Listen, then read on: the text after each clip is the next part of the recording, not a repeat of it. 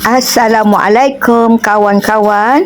Okey, kenal tak? Ini adalah sayur petola. Okey, cara kita nak siang buang kulit petola ni seperti dalam video ni ya, cara kita siang kulit sayur ataupun buah petola. Okey, kemudian ini cara saya lah. Kita potong buah petola. Kemudian kita masak lah. Nak masak apa pun boleh. Cara bening boleh. Cara masak lemak putih pun sedap. Dah petang dah pun. Okey. Hari ni menu tengah hari saya masak yang simple, kerabu mangga, telur rebus.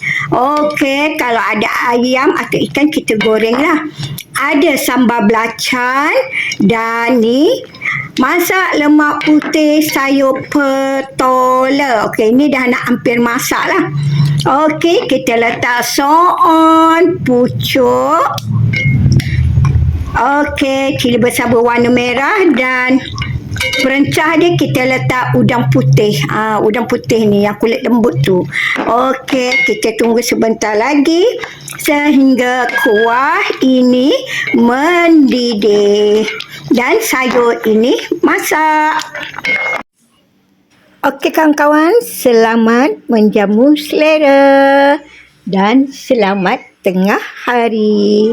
Okey, dah masuk petang pun. Okey, bye.